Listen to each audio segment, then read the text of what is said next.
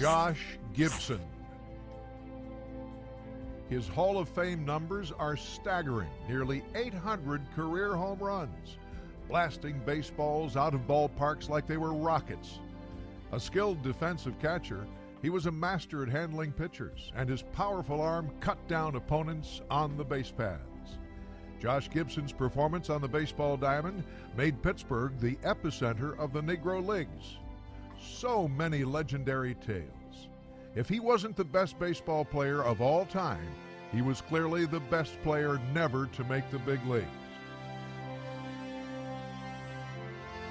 Who was Josh Gibson? You have to go back to the very beginning to understand Josh Gibson, the legend behind the plate. This documentary is for all races. Our goal through the Foundation Education, we want to use this to educate the youth, not only on Josh Gibson, but the Negro League. We feel like this is a very, very important part of our history, whether you're black, Asian, white, Hispanic. This story of Josh will be from beginning to end, beginning going to Buena Vista, from Buena Vista to DC to Pittsburgh. It covers all parts of his life. Josh Gibson was born on December 21st, 1911 in Buena Vista, Georgia. His parents, Mark and Nancy Gibson, were sharecroppers in this rural southern town. Josh, the oldest of three children, had two younger siblings, his brother Jerry and his sister Annie. In the segregated South, job opportunities were limited for African Americans.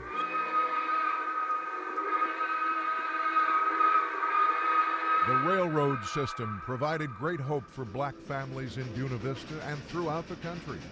By the year 1920, trains were carrying thousands of African American families to northern cities for a new way of life. My grandmother's cousin came first and got the house.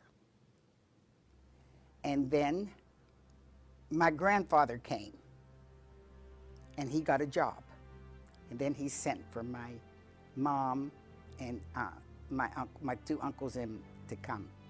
Many of those families in the South found out about the economic opportunities by reading the Pittsburgh Courier newspaper. The black newspaper vigorously pushed for equal rights, and even though the publication was banned in many southern cities, copies were circulated by railmen who distributed the newspaper from city to city. Columnists and reporters detailed the manufacturing jobs, and black men were being hired in the bustling plants and factories. When my grandfather came, he went to work at American Bridge. That's a job he had. When he accumulated enough money, he sent and got the rest of the family. Gibson comes to Pittsburgh as a result of the Great Migration of African Americans out of the South that remakes this country in the early 20th century. His father left Buena Vista, Georgia, where he was a sharecropper, and got a job in one of Carnegie's mills in Pittsburgh, probably a little bit after World War I. 7 years after Mark Gibson and his family hopped the train heading for a better way of life in Pittsburgh, that same Pittsburgh Courier newspaper would help launch the baseball career of Josh Gibson. By 1921, Mark Gibson landed a job at the Carnegie, Illinois Steel Company and settled the family in the vibrant Pleasant Valley neighborhood of Pittsburgh's North Side. Josh enrolled at the Allegheny Pre-Vocational School, where he attended until 9th grade. When the classic game in 1930, when the Pittsburgh Crawfords and the Homestead Grays played for the first time, they had played at Forks Field. Drew a huge crowd, 17,000, 18,000 people for that kind of a two black teams playing together, you know. And that's when Josh had just made his change from the Sandlot Crawfords to the Homestead Grays. Josh spent lots of time studying the players on Homestead Grays, hanging around the team that grew to be a powerhouse during the 1930 season. Cumberland Posey, the owner of the Grays, inserted Josh into the lineup on July 25th during a game against their rivals, the Kansas City Monarchs. Josh replaced Homestead catcher legend Buck Ewing and remained with the team the rest of the summer. Exuberance, belly-busting laugh, and he always had a lotto winner smile on him. He was just a fun guy to be around. they claim he never ventured a serious moment. He was just jolly good, a jolly giant who liked to play baseball and enjoyed the good life. Not a serious fella, a wonderful teammate, and a pleasure to be around. And that's the Josh Gibson that they told me about. Quiet and reserved, the teenage phenom let his bat do the talking for him, hitting home runs in bunches, helping to carry the Grays to the championship series. But he was just a natural athlete and a natural baseball player, and strong. No idea. He had a record of throwing out batters who tried to steal on him, you know? In September, in a game against the Lincoln Giants at Yankee Stadium, Josh Gibson smashed a home run into the left field bullpen. Newspaper reports claimed the monstrous blast traveled more than 500 feet, calling it the longest homer ever hit, farther than Babe Ruth and Lou Gehrig. Josh became an instant hero.